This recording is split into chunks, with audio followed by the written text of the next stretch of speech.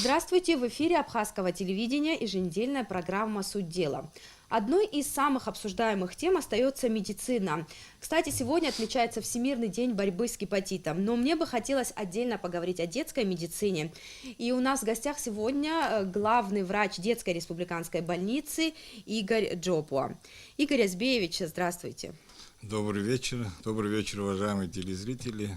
Сегодня во всем мире отмечают Всемирный день борьбы с гепатитом, и мне бы хотелось начать с этого. И раз мы будем говорить о детской медицине, хотелось бы узнать, вот много ли детей с таким диагнозом попадают в детскую республиканскую больницу? Ну, такая статистика именно в нашей больнице не ведется, потому что это инфекционное заболевание, как мы знаем, гепатит С. Но, к счастью, в нашей больнице именно с гепатитом С небольшое количество обращений. Вот, может быть, за последние 2-3 года только несколько случаев. Но мы обычно перед плановыми операциями проверяем их, отправляем на эти анализы, на ВИЧ-инфекции, на вирус гепатит. И очень редко, к счастью, в нашу больницу попадают дети с гепатитом С. Хотя на сегодняшний день, естественно, гепатит С является бичем 21 века, очень много больных, к сожалению. Но в нашей больнице, именно у нас, в больнице очень редко. Это вот, к счастью, дети с такой патологией попадают очень редко. Скажите, пожалуйста, а как защитить детей от вот этой страшной инфекции? Профилактика профилактика – это вакцинация, всем известная вакцинация от вирусов гепатита, другой пока профилактики нет. Естественно, это передается через кровь, надо быть немножко, осторожным у стоматолога, на приемах стоматологов, то, что такое переливание крови, то, что касается, что связано с кровью, надо быть, естественно, немножко осторожным в этом вопросе. О вакцинации мы еще будем подробно говорить, но вот мне бы хотелось у вас, как у главного врача детской республиканской больницы, спросить, вы вот уже 2 года являетесь руководителем этого медучреждения. Без малого 2 года. Да, почти 2 года. Какие основные проблемы существуют вот у детской больницы? Естественно, это все то, что возникло не в одночасье сегодня, это все то, что постепенно скапливалось за долгие послевоенные годы. Если так выделить, это основные проблемы, это, конечно, состояние самой больницы, состояние детской больницы, именно в плане ремонта. С 93 года, с окончания войны, не делался капитальный ремонт. Самая основная сейчас на данном этапе у нас проблема, это связанная с системой канализации водопроводных труб. К сожалению, они все устарели, эти чугунные трубы, они текут, то, что вызывает потом за собой грибок. Без понимания этого вопроса и в высшем руководстве страны, в Министерстве здравоохранения, сейчас как раз накануне, вот именно неделю тому назад, вот этот вопрос именно уже подписан, то есть вот в начале следующего месяца вот мы начинаем менять вот эту систему канализации водопроводных труб.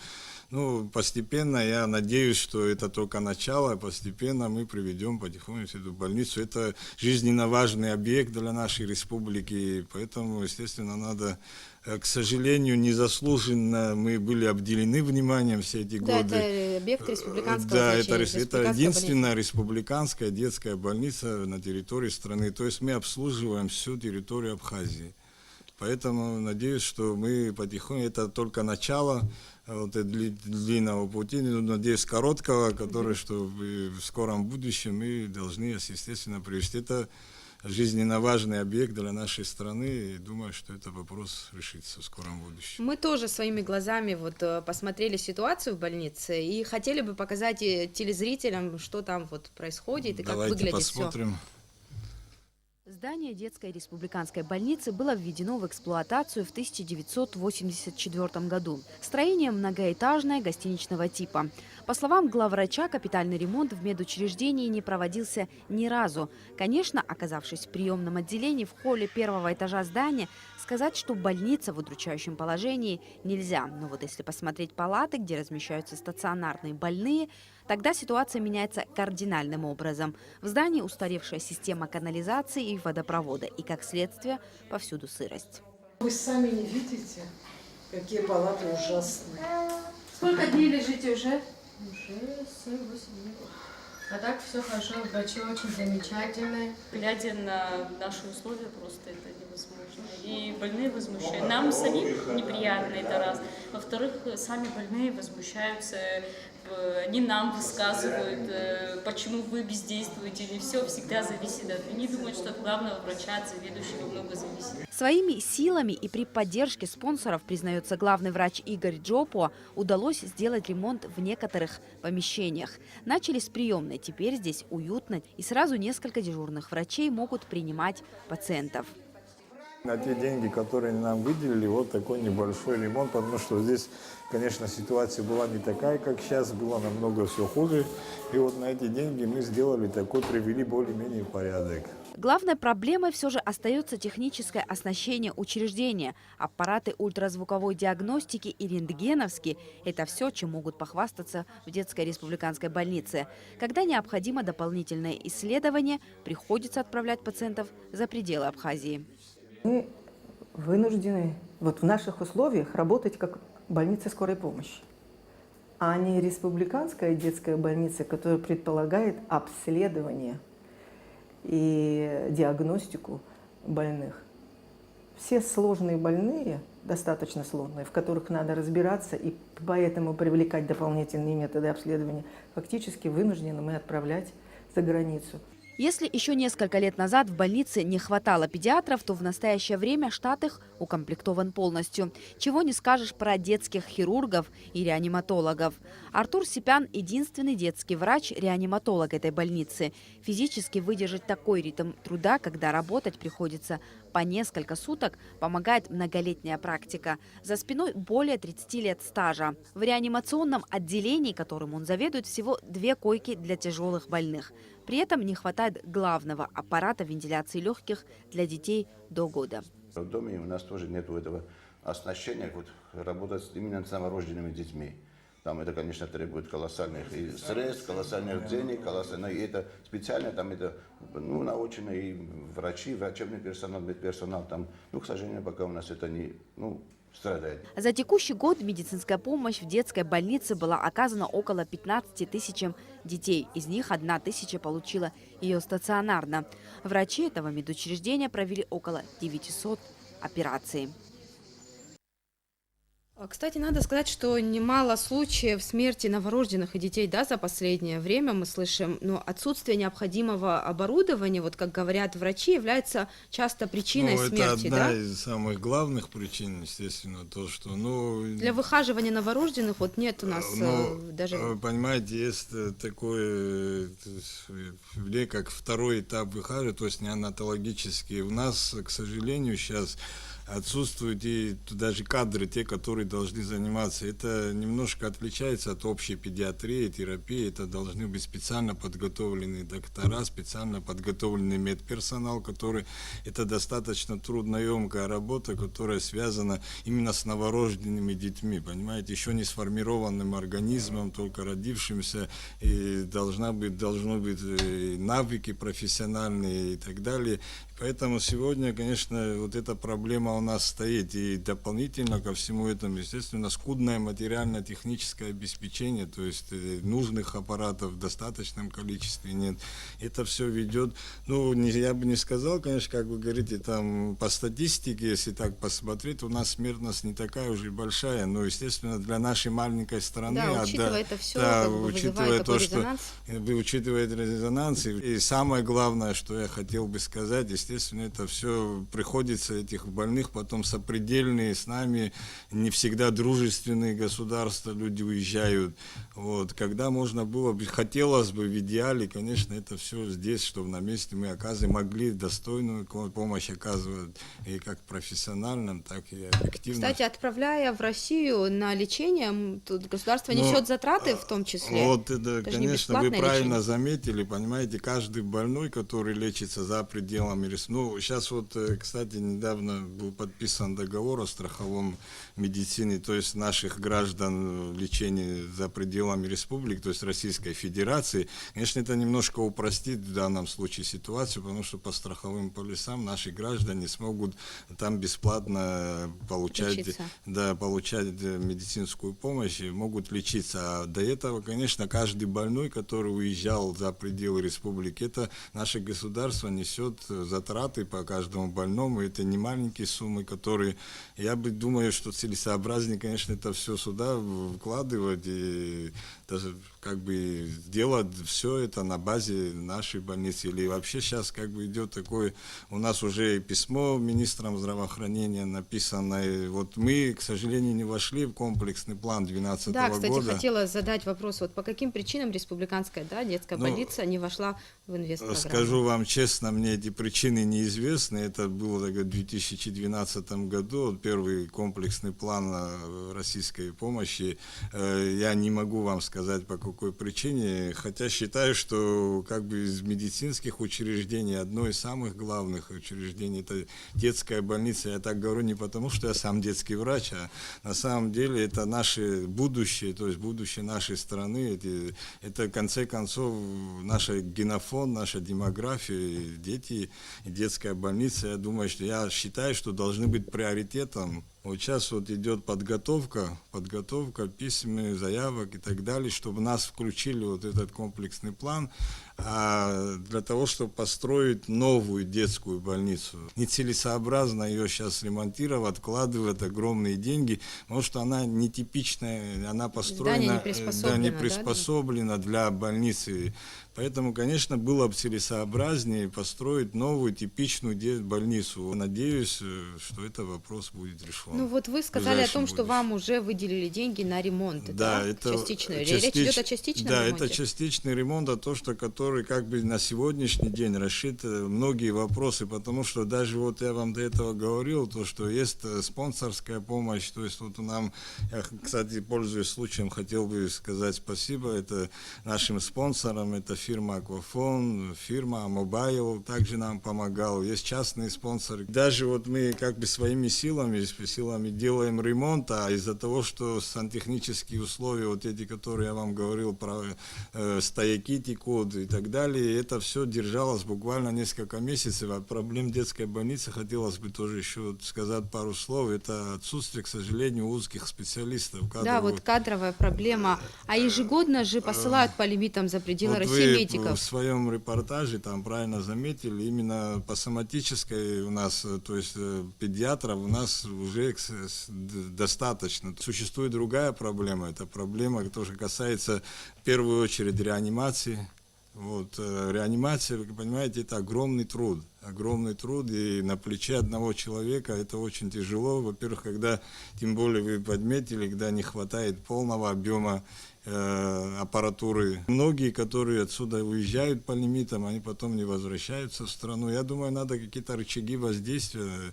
Вот, надо обдумать, можно решить эти проблемы, можно оплачивать их целевые, я думаю, вот так целевые лимиты давать, с предписанием каким-то рычагами, то, что они обязательно обязаны вернуться, вплоть, я не знаю, может быть, это очень громко будет, вплоть до лишения гражданства, если не вернется, хотя бы 5 лет, чтобы он отработал. Проблема серьезная, единственный реаниматолог, никто не застрахован, да, от болезни, от элементарного гриппа. Вот я искал, делал запросы по Российской Федерации и так далее. Вот одна проблема вытекает из другой. Вот даже приезжали некоторые врачи, вот они смотрели, как они видят состояние нашей больницы и условий, в которых мы работаем, они, к сожалению, говорят, мы в таких условиях работать не можем, у нас недостаточно. Вы имеете в виду по договору, если людей привлекать? По договору привлекают каких-то людей, чтобы они, понимаете, были люди, приезжали, там несколько человек,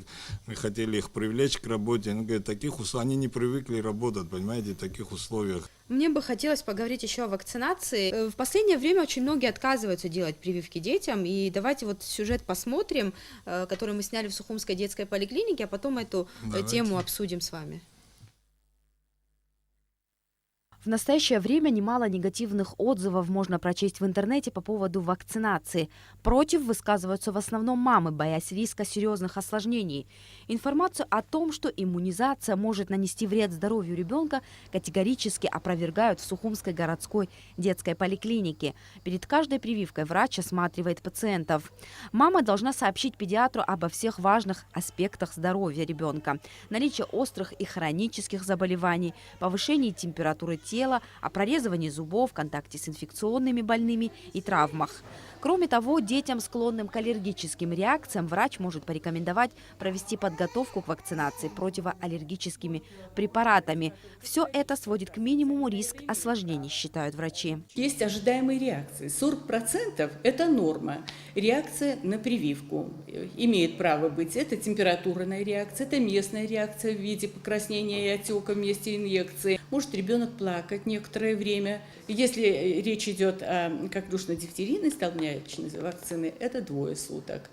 Ну, КПК после небольшой, то в течение 2 суток, первых 2 суток. Если это корь краснуха паротит, после 5 суток. Но иногда бывает, что детки бывают в продроме заболевания, и после прививки заболевание проявляется. Это не есть реакция на прививку.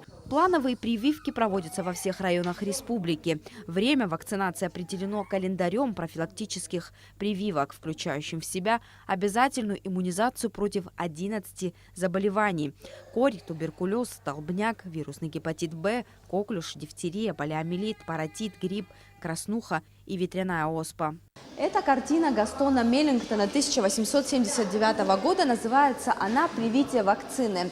Оказывается, еще в 1803 году в Лондоне был основан институт оспопрививания. Английский врач Эдвард Дженнер является его основоположником. Не всегда организм ребенка способен самостоятельно защититься от инфекции. При введении вакцины происходит выработка иммунитета на ее компоненты. В результате образуются антитела, которые живут в организме и не дают инфекции развиваться.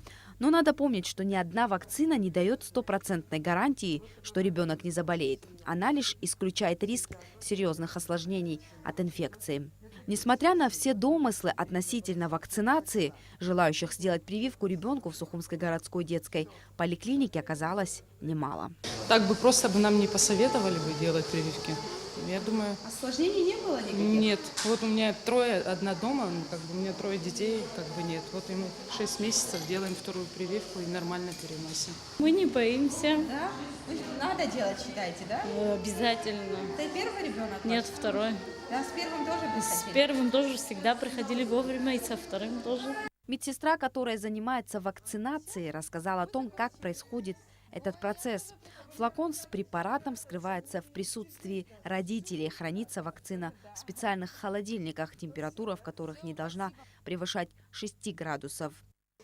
Вот он открывается вот так. Все, сядь и капаем, но медленно, потому что они захлебываются. Сразу никак не даем. Так, соску мне дай, мамочка. Если в советское время вакцинировали в обязательном порядке, то теперь иммунизацию проводят исключительно с согласия родителей.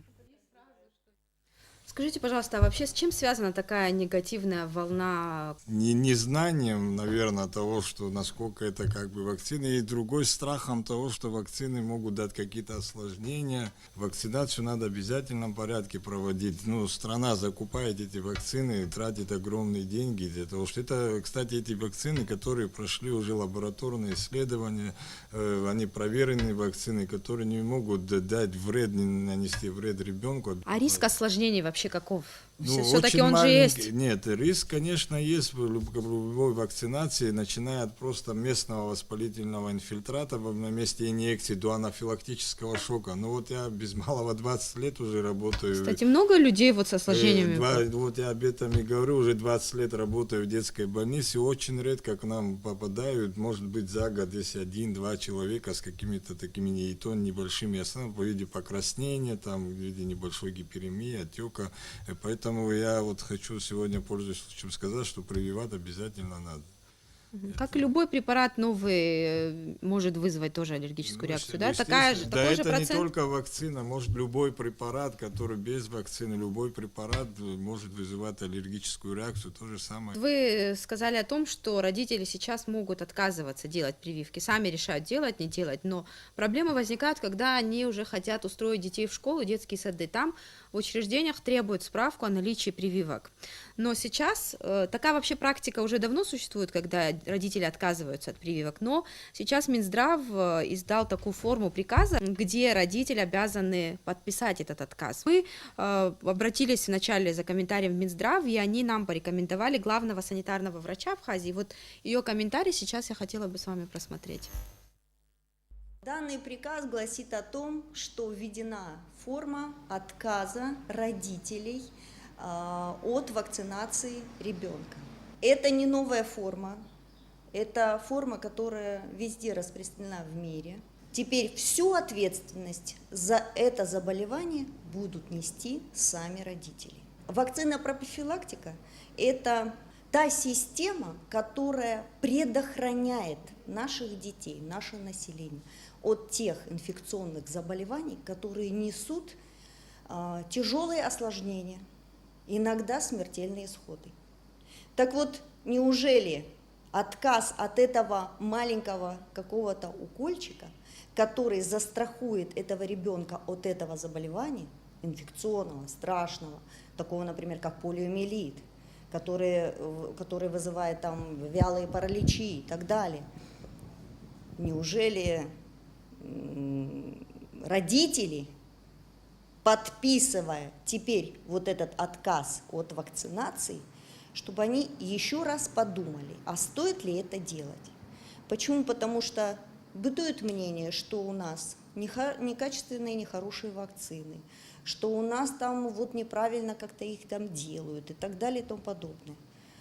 Минздрав четко контролирует всю систему иммунопрофилактики в республике. Вакцины все проверены.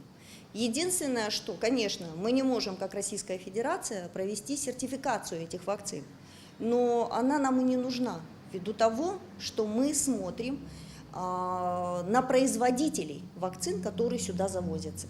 Это мировые лидеры. Даже Российская Федерация не имеет такого качества вакцин. Например, гексавакцина, которая применяется у нас в Абхазии, Российская Федерация ее может сделать только в платных прививочных кабинетах. А вот с таким отказом в учебное заведение в Абхазии могут принять детей? Это не является основанием не принять ребенка в детский садик. В общем-то, тут четко уже сказано, что в детские сады и в школу обязаны принять. Но, с другой стороны, врачи теперь защитили себя. Это достаточно серьезные заболевания, которые могут и к летальному исходу привести. Вот об этом и речь, что обязательно надо прививать. И мне кажется, очень важен вопрос недоверия к врачам. Вот как вот многие не делают те же прививки, не обращаются, пытаются выехать за пределы Абхазии из-за того, что не доверяют нашим врачам. Как вы думаете, почему? Ну, к сожалению, за последнее время престиж врача несколько упал в нашей стране. Такие слухи распространяют, что пока не заплатишь деньги с кровотечением, больной будет лежать в коридоре и так далее. Да, кстати, ни для кого не секрет, что принято, так сказать, благодарить врачей. Вы понимаете, благодарить и не оказывать помощь – это две разные вещи, понимаете? Когда человеку, такого, я вам могу уверить, что не только мою уверенную мне больницу, я уверен, что нигде на территории Абхазии, в больнице, что человеку не оказали помощь. Другое дело, после того, как оказались, и кто-то благодарит, это ни для кого не секрет, такие имеют место быть, такие случаи, что это уже это личная воля пациента, того, которого он может отблагодарить, может не отблагодарить. Это другое дело, требовать с пациента. Таких случаев, я не знаю лично таких случаев, что с кого-то требовали или вымогали деньги. Медицина бесплатная, да, врачи обязаны бесплатно оказать помощь. Вот в вашей больнице как оказывается помощь стационарным, амбулаторным больным, анализы, как проводятся? В нашей больнице стационарным больным все абсолютно бесплатно. Единственная проблема на данном этапе сейчас отсутствие лекарственных препаратов. В 2016 году нас финансировали в полном объеме, у нас был лекарственные препараты, и лекарственные препараты тоже выдавались бесплатно первые 3 суток. Экстренным больным. Экстренным больным все мы выдавали бесплатно. Но сейчас, к сожалению, с 2017 года, с начала года, финансирования лекарственных препаратов у нас нет. И кое-какие старые запасы остались, которые мы даем бесплатно. Но основные препараты, которых у нас нет, и мы вынуждены писать это пациентам, и они сами покупают, приносят. Но, кстати, хочу заметить, буквально на днях, вот сейчас парламентом ратифицирован вот этот договор с Российской Федерацией, они сейчас выделяют 50 миллионов рублей, если быть точным, для малоимущих семей, для инвалидов войны и так далее. Вот сейчас буквально нас обязали подать заявку в списке на лекарственные препараты. И я думаю, такую практику мы обратно возобновим бесплатного лечения. Для льготников. Ну, я думаю, что мы это будем для всех граждан, насколько это, в первую очередь, естественно, это льготники, это инвалиды, малоимущие, многодетные семьи и так далее, но это в первую очередь. Лаборатория, УЗИ, рентген для стационарных больных, это, еще раз подчеркиваю, амбулаторные больные, они оплачивают услуги, а стационарные у нас абсолютно Кстати, бесплатно. почему амбулаторным больным приходится оплачивать аппараты? Это что, за реактивы они мы платят? в детская больница, нам выдают определенное количество на стационарных больных, понимаете? Мы за год, в прошлом году мы посмотрели 14 с чем-то до 15 тысяч. Столько мы физически просто не можем, столько реактивов, препаратов и так далее. Завершить нашу беседу хотелось бы последним вопросом о том, нужна ли в Абхазии платная медицина. Во многих странах такая практика существует, и, как правило, в этих странах медицина на очень хорошем уровне. И вот, как вы сами отметили, тоже вот такая практика, когда благодарят врачи, она все-таки существует. Так или иначе, мы платим за медицинские услуги, да?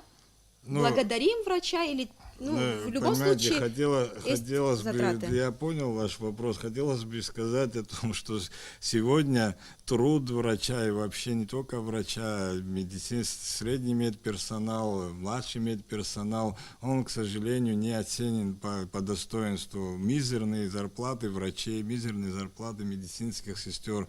Оклад медсестры сегодня составляет 3800 рублей.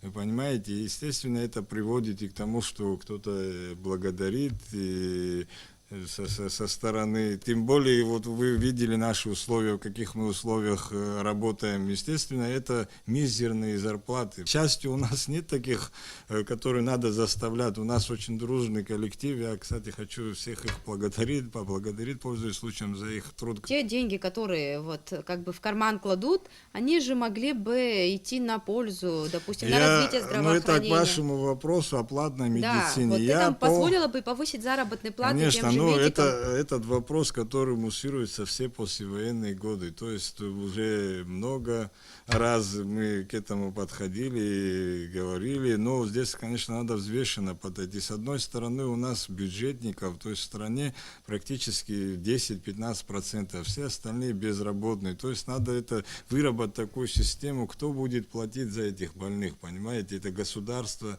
будет оплачивать или какой-то частный сектор, который откуда будут браться эти деньги, страховки. Этому, конечно, платная медицина, это с другой стороны, то есть это открытость, будут платиться налоги.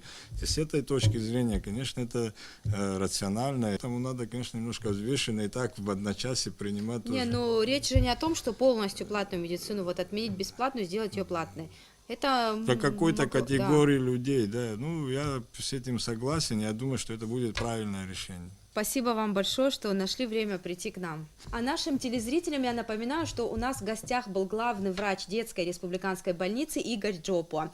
Это был последний выпуск программы «Суть дела» в этом сезоне. Я прощаюсь с вами, увидимся в сентябре.